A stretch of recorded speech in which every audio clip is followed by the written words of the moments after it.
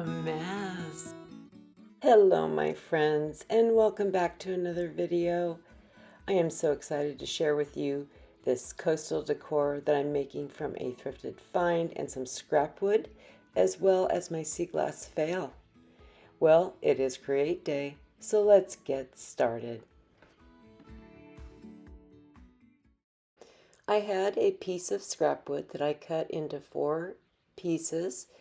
Each one measures about 5 by 7 inches, and I sanded these down, rounding those edges and corners so that it would help give this a more worn look.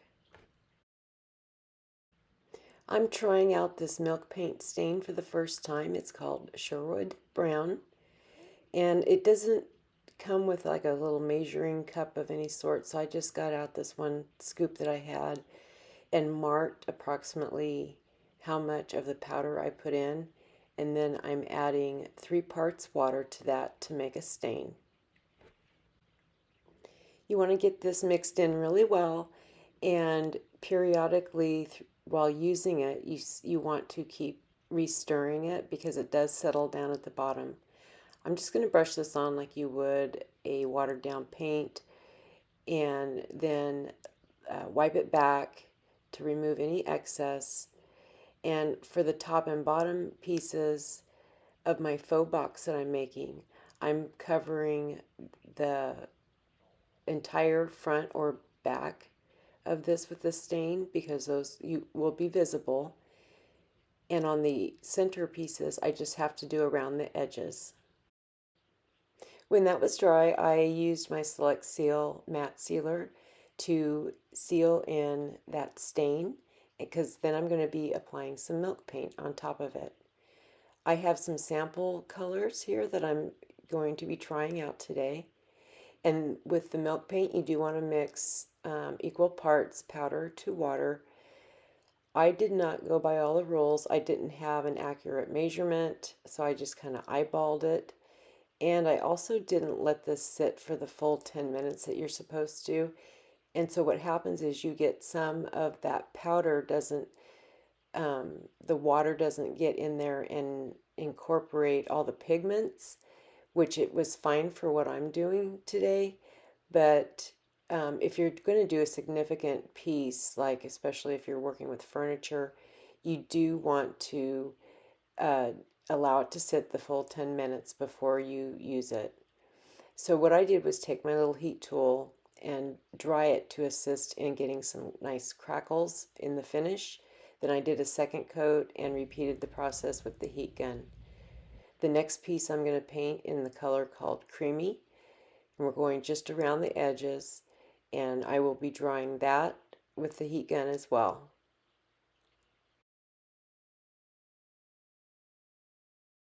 The next color I'm using is called Birdie, and I got all of these milk paints from thepaintedheirloom.com. This will be the bottom of my faux box, so I'm going to cover that entire back side, get around the edges, and then do the same drying process with my heat tool. Once I was done with all of that, it was time to take everybody out to the garage and give them a good sanding to distress.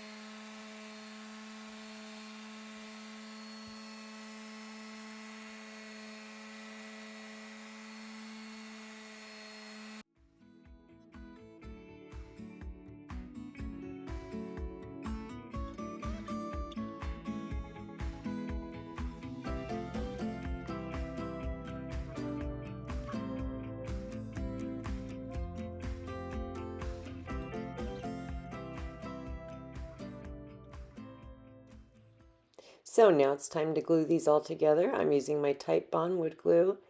I'm going to spread this out mostly in the center and out towards the edges, but not all the way to the edge. That's not necessary for this.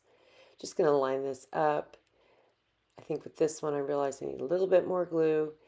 And then once I have them all glued together, I take my clamps and attempt to clamp them. But for some reason it kept pulling my boards askew. Like there was just something that they weren't wanting to line up properly that way. So I ended up just holding them for a little bit and then putting some weight on top of them and just letting them dry that way. You'll see here that I'm going to try several different ways of clamping these, and none of them worked to keep them all straight and even, so that's why I just decided to weigh it down on the table and let it dry. I think I failed to mention that I did the 3 colors of the milk paint, but then the one board I just left it with the stained look and distressed it like I did the ones with the milk paint on them.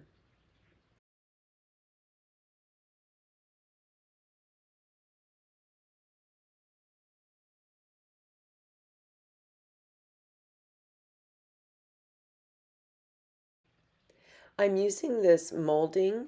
It's a very simple, basic molding, but I thought it would be perfect to make what I am going to call the straps around this box. So I need to cut several pieces here, one for the back side, one for the front side that I'm actually going to make into 2 pieces, and then the top piece that goes across the top. So I'm using the first cut I made to figure out if this is lining up the way I want it to, and so I know where to make my another cut of the one of the same size. So those will be my 2 back pieces. Now for my front straps, I'm marking in 2 places. I'm marking in between the top 2 boards and then again at the bottom so that I know where to trim it off.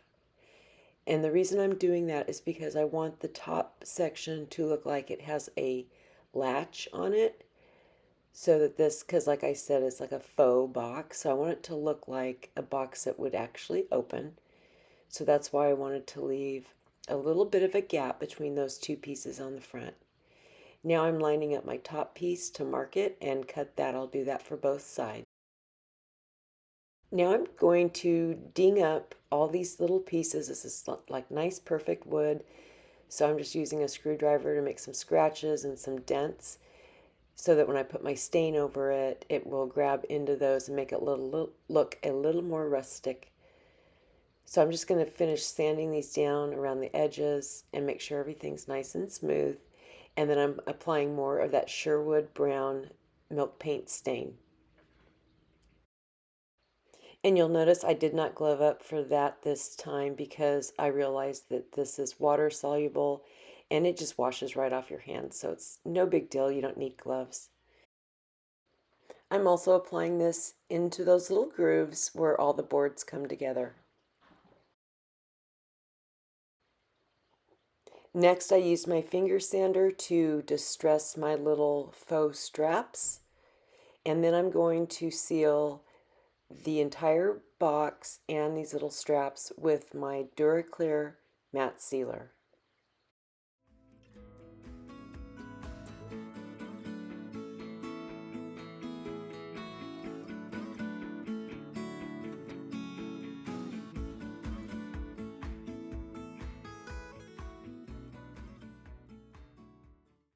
Now, once everything was dry, I'm using my Type Bond Quick and Thick to apply all my little wood pieces.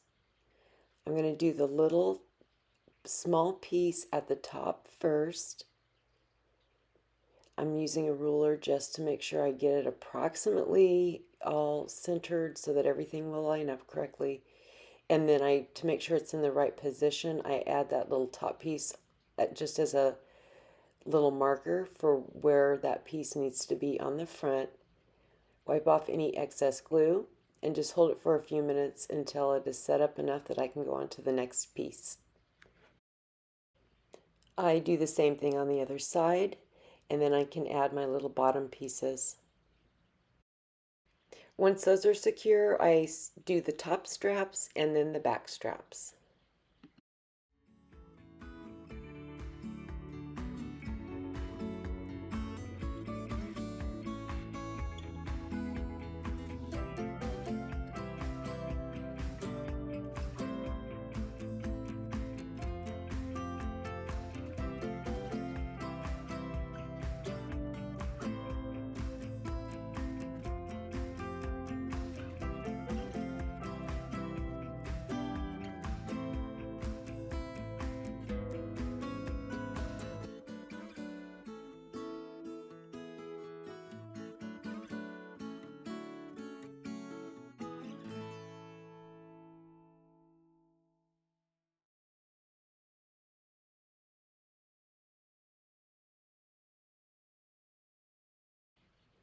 Now to make my little faux latches on the front, I have these corner pieces. I think I probably got them from Temu. They're very thin metal, so it's really easy to just cut these to whatever size or shape you want. I'm trimming off the outer edges. I'm just going to keep that middle section that will kind of resemble a metallic latch to glue onto the front in between the two front pieces, lining it up so that it looks like a little latch on the front of the box. So once I get these trimmed up, you can just use regular scissors for this. I'm going to paint these to make them look rusty.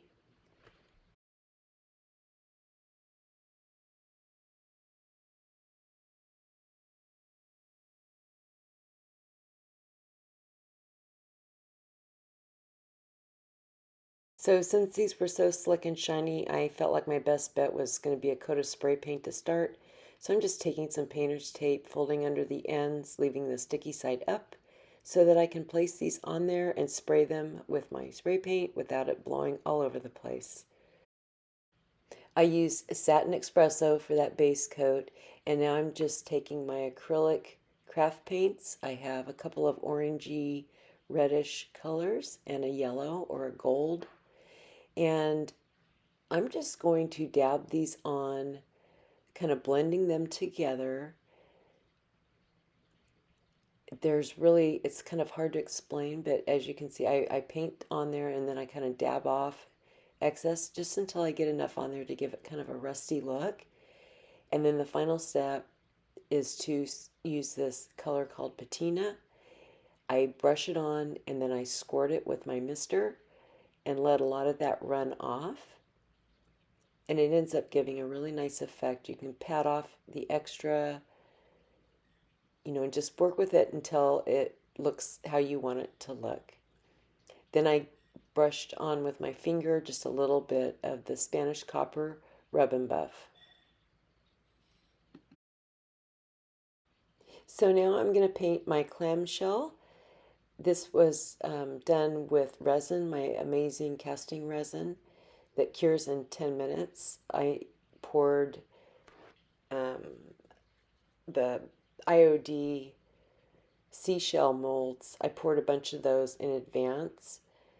And so what I'm doing is taking some different colors, some neutral kind of brown and taupey colors, and a little bit of that terracotta color to kind of dry brush on here to give it some more realistic color variation. And it's just one of those things that I just kind of worked with it until I felt like it looked right.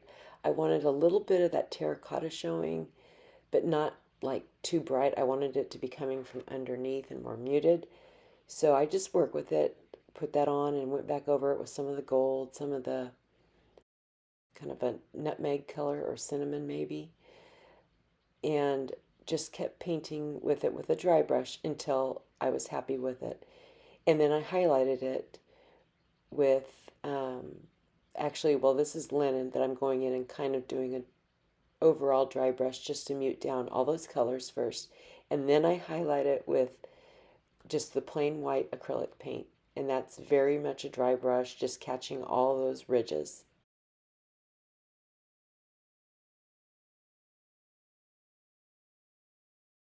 And I will be leaving a product list in the description box with all the links to the items that I can find the links to. So be sure to check that out if you're interested in any of the products that I use in this video. So once that's dry, I'm going to go ahead and glue that on with my Titebond Quick and Thick. And then I will glue on my little faux latches with some E6000.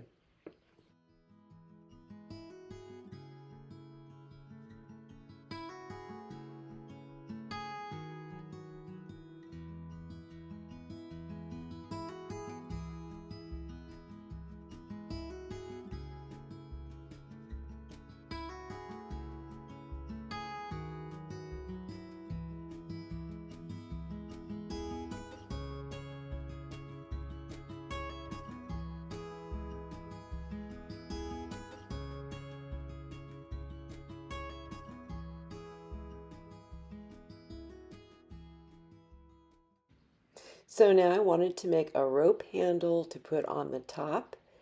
This is a roll of rope that I got from Amazon, and I just kind of roughly guessed, or not really guessed, but just kind of laid it out there to see approximately how big of a piece I would need. And I'm using some glue on the ends of this because was unraveling really easily. And what I'm going to do is take this piece and just hot glue the two ends down into the middle of it,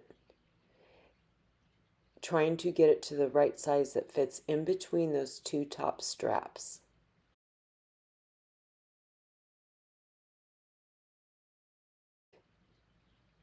So now I'm taking some more rope. I'm going to start it off with a little bit of hot glue, and I am just going to wrap this around, leaving a little opening at the ends, like on each end there. It won't be wrapped. It's going to have that opening on it. So I wrap that around, trying to get it nice and tight, and then secure it on the other end with some more hot glue.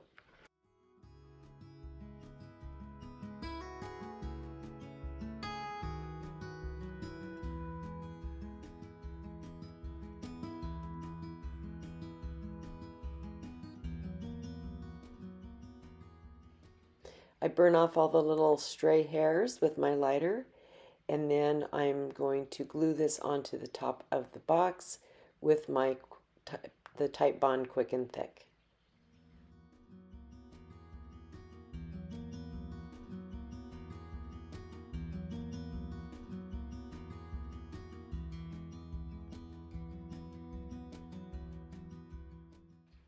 Once it was glued on securely, I decided it looked a little too new, so I just took some antiquing wax and brushed that on into that jute rope to give it more of an aged look for this box.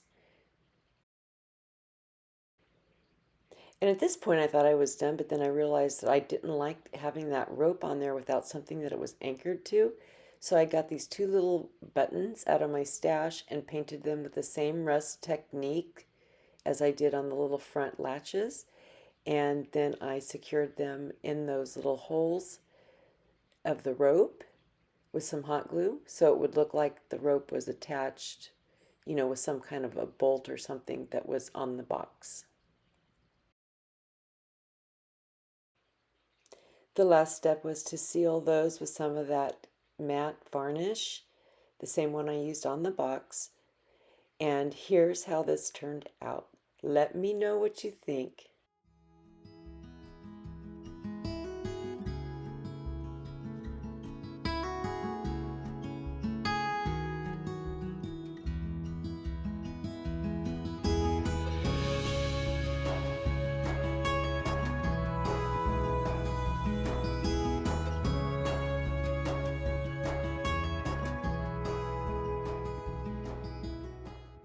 My next project is this little tissue box cover that I picked up at the thrift store.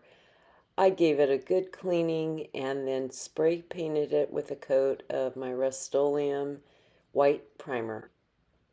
Then I painted it inside and out with 2 coats of Fusion's mineral paint in the color Parchment.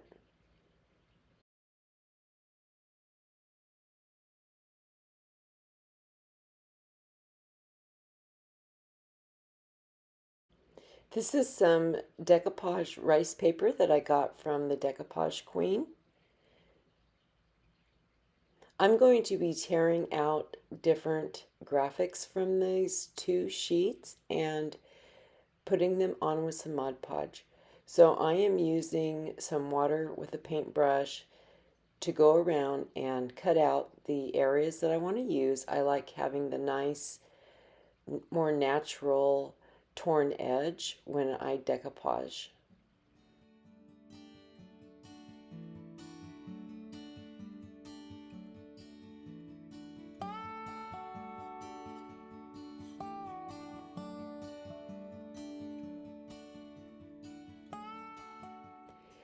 When I got to the area where this little starfish overlapped onto that little vintage photo, I needed to cut out that little tiny piece to expose the back of what this is going to be on instead of just leaving it solid on the paper like it was. So I snipped it out with my scissors and then went around with the watered down paintbrush to give it that more organic edge in that little tiny section. Once I had all my elements torn out, I am going to go ahead and apply these onto my tissue box cover with DIY's Liquid Patina. You can also use Mod Podge for this. I just chose this particular medium because it is more fluid than my Mod Podge. Mine is pretty thick, and I like the way that this Liquid Patina flows on easier. I use both when I decoupage. It just depends on the project. Once I get that laid down on there, I kind of wipe off any excess glue coming out the sides, and then I will go over the edges and then work my way from the center out to cover the entire piece of rice paper with the Liquid Patina. And here is where I'm adding in a flower onto this section. So I tore out different pieces and then just worked with them the way I saw fit for them to fit onto my box.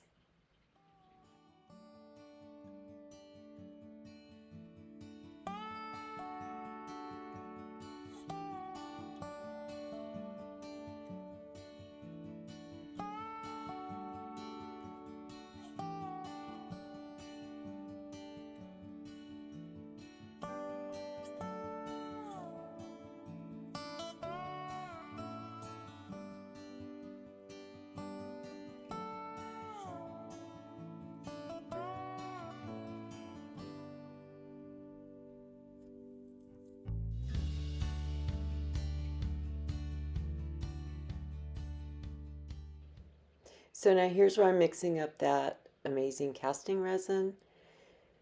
It's equal parts A and B. You stir it up until it turns clear, and then you have a couple of minutes to get it poured into your molds because it starts to cure pretty fast.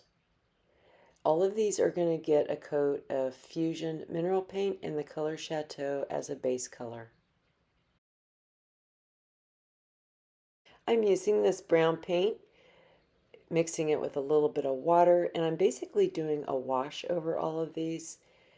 I'm going to brush this on and then dab it back with a cloth just so that it kind of sinks down into the details and doesn't completely cover the entire casting. I just wanted to keep these really simple and neutral.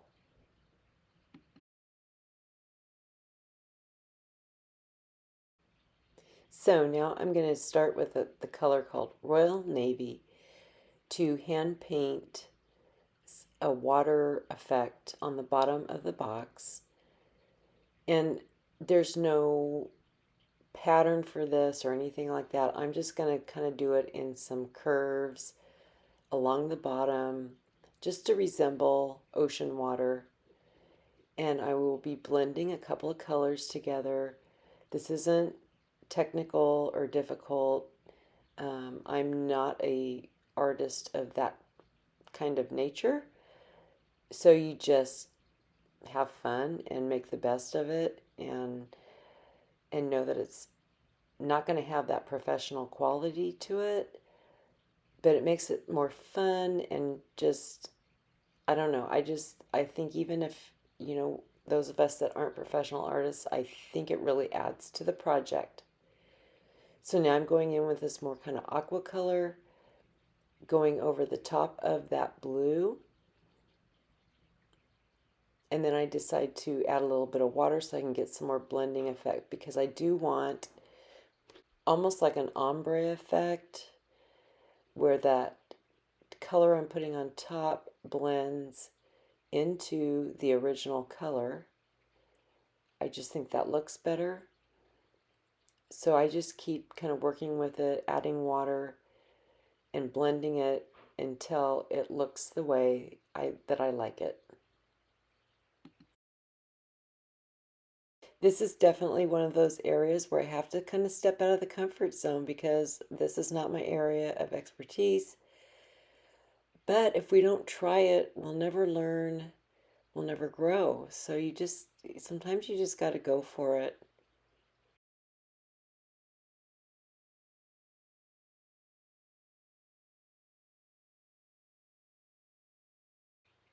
I'm taking a color called Coastal Blue, and I'm going to mix this with my white acrylic paint to make a nice light blue color. And then I'm mixing in some gel matte medium. That will make this paint a little more translucent and brighter. This is where I'm mixing that in. And it makes it like a really kind of creamy, smooth paint texture. So I'm going in with a little small flat brush to get around the edges of my decoupaged pieces. And I'm going to fill in from that water line all the way up and around the top of the box. This helps give this background the appearance that it's the sky above the water line.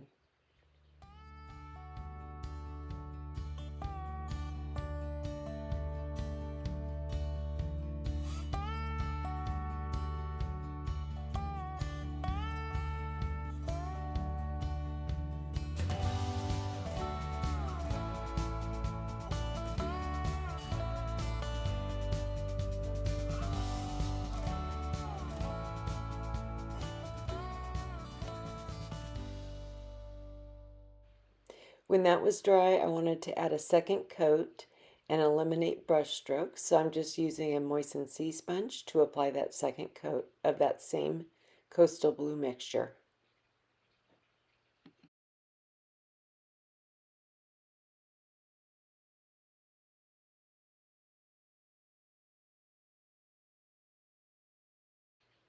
So I'm ready to apply my castings, but because they are resin and they dried flat, and this box has some slight curves to it, I heated them up with my little heat tool and then pressed them into place, let them cool, and then glued them on with the Titebond Quick and Thick. I love how this just adds a 2D dimension effect. There are starfish and whatnot on the paper, but now we have these resin pieces that go with those and stand out. A very small paintbrush is very helpful in removing any excess glue from the castings. And once that's all set up, I'm going to cover the castings with a coat of the Duraclear matte varnish.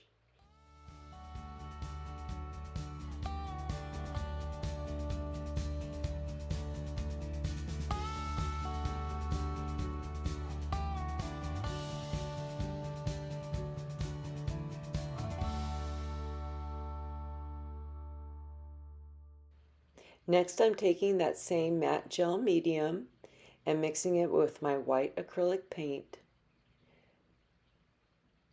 I'm going to use the sea sponge again on this and just add some of this white mixture around all the entire box, kind of blending it up onto the decoupage paper just a little, getting in and around all those castings. It would have been easier if I'd done this before I put the castings on, but I was still able to do it, and I accidentally got some on the water and realized that I like that too. So I went ahead and just added this over the entire box, not over the decoupage paper, but just blending up to the decoupage paper.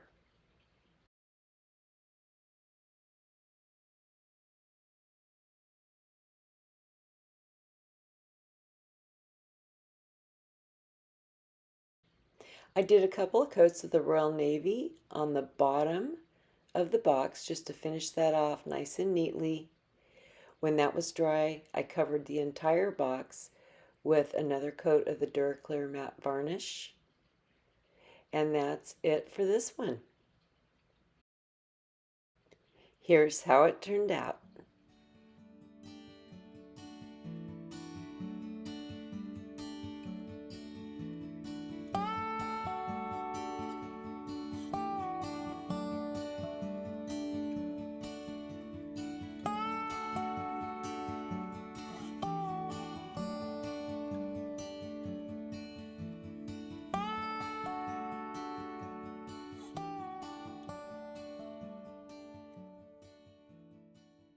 I really wanted to do some sea glass bottles to go with these other projects.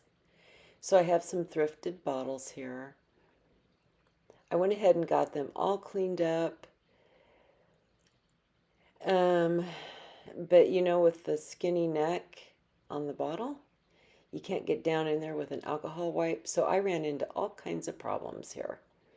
I'm taking my Mod Podge and mixing in some food coloring. I used a yellow and an orange to kind of get this, it kind of looks peachy, but when it's baked in the oven, it turns out looking kind of more like an amber color. So I mix that up and pour it into this bottle. And right away, I'm noticing, okay, lots of air bubbles. And I noticed that when I was mixing it, and I had tried tapping the cup onto my table several times to release the air bubbles, but it wasn't working. And so I went back and rewatched and looked up other videos on this method. Nobody addressed how to get rid of air bubbles. And you can see right there, there's a ton of air bubbles. Um, so anyway, I filled in this whole bottle, set it upside down and let it drain. I got a ton of that coming out, and you can see that streak right down the center there where it did not adhere. So I knew this wasn't going to go well. I did not do the other bottles because I wanted to see what happened when I put this in the oven. So I put it in the oven upside down, 200 degrees for about 30 or 40 minutes. Then I removed it, let it cool off, and yeah, the air bubbles are definitely an issue. Let's take a look. Okay, so it's like 10:30 at night on a school night, or in my case, a work night. And my bottle just came out of the oven, and I thought I would show you how it turned out. Not what I was expecting.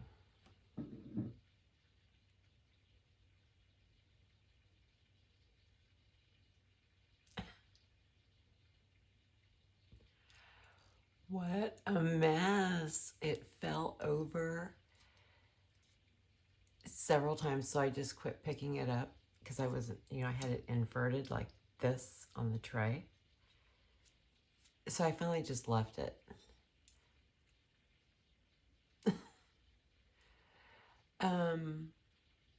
But you know what? It's not a fail because I can do something with this for Halloween. So I'm not gonna pursue the other glasses at this point. I don't know, maybe I'll figure something out that will still work for this particular video, but as of right now, don't trust all the techniques you see on YouTube because that's not how it's supposed to turn out. So, just being real here, showing you what really happens.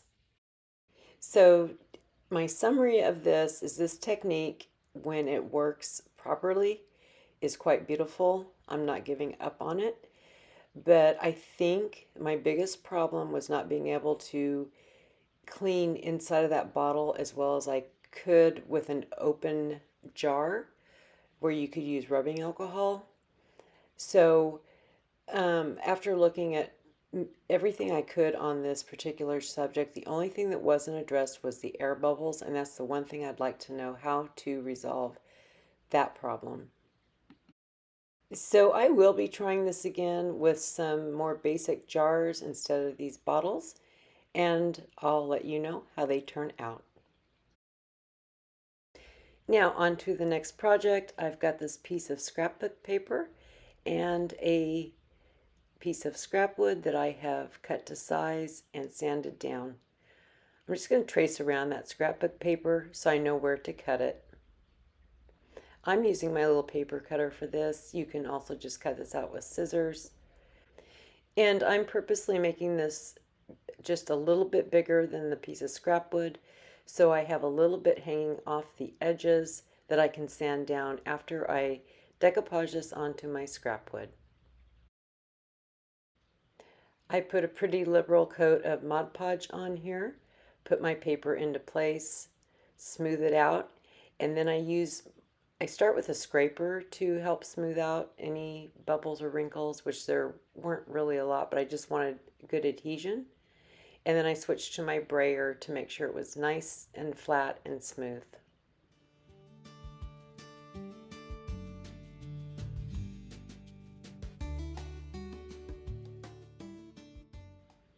When the Mod Podge was dry, I sanded off the excess around those edges with my little finger sander.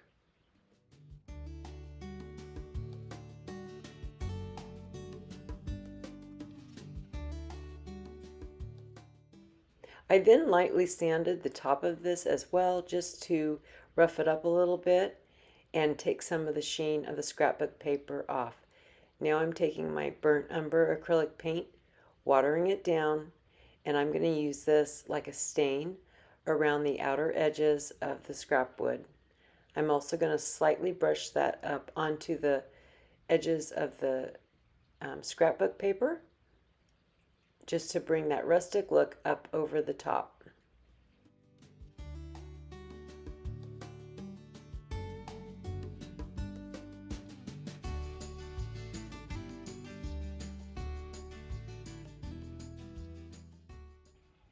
I'm wiping back with a baby wipe, just that little bit that I put over the top edges to make sure I didn't have like a straight line.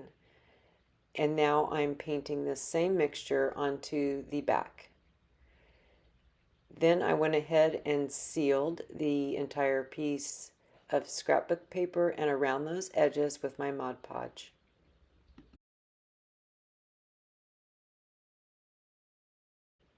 I'm rolling out my DOS air dry clay so that I can make some letters for this little sign. Now, normally you would have like 2 sticks or something to um, put around your clay so that you get a nice level surface.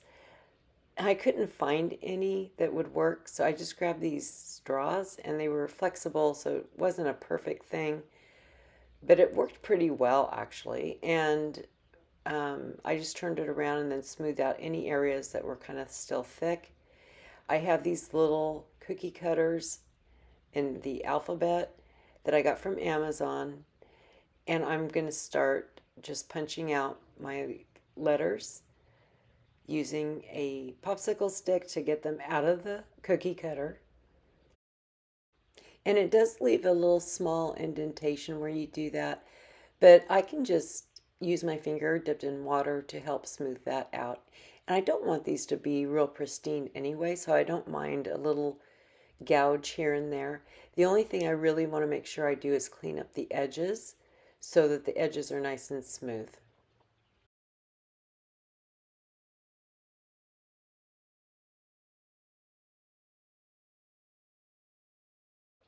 Before these are even completely dry, I am taking Fusion Mineral Paint in the color Parchment and giving them all a good coat. I also paint this starfish that I made out of resin.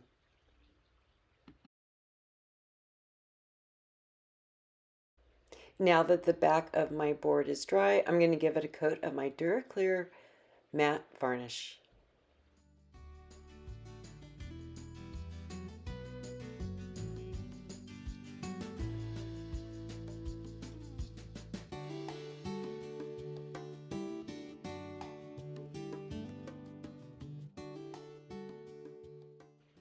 I decided to add a hanger to the back in case somebody would rather be able to hang this as opposed to having it as a shelf sitter. So I'm just going to put that little hanger on there, mark where I need to drill for screws, and then drill those holes. And I did go ahead and attach this, but then I realized that I wanted to wait and attach it after I finished with the front. So I put it on and then I ended up just taking it back off.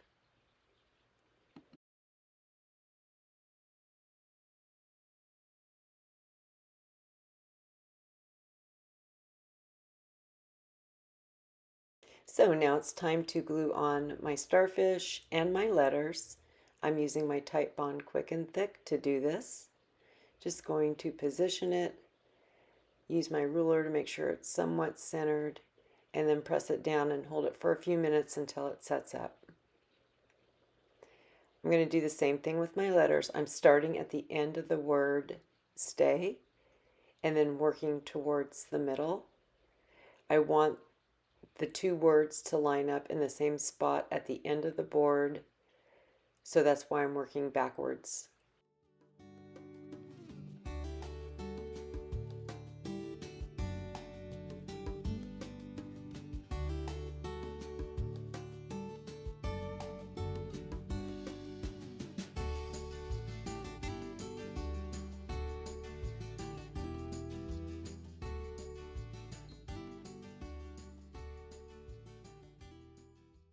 Now to add a little bit of age, I'm using my brown acrylic paint, adding some water to it, and I'm going to brush this on to my starfish and my letters, brushing it on and then dabbing off the excess so that I just get that brown down in all those details.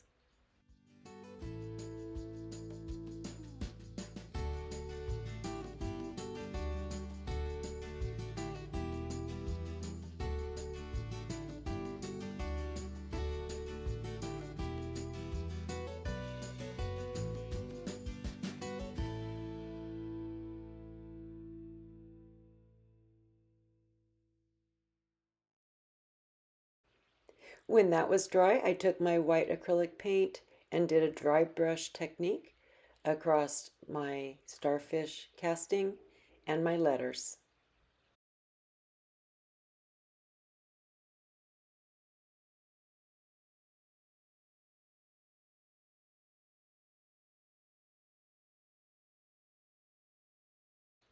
And here's where I'm showing you the difference between the top one that has the dry brushing and the bottom word that does not. So now I'm going to take some sand. This is decorator sand. I think I got this at Michael's. And I'm going to take my Mod Podge and just dab that on to my letters and then sprinkle my sand on there, tap off the excess, and then we'll have a nice little texture on our Stay Salty.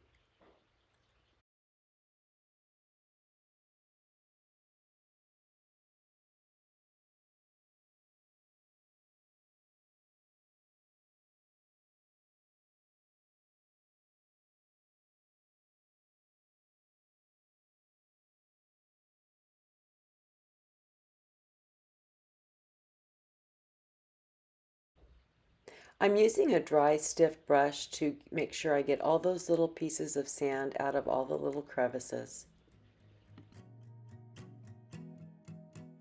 I'm giving the words and my starfish a coat of my Duraclear matte varnish. I will reattach the hanger on the back, and this little project will be complete. Thank you so much for watching today. I hope you find my content useful and informative. Will give me a thumbs up, even subscribe to my channel. But more importantly, I hope I've inspired you to go create something. See you next time.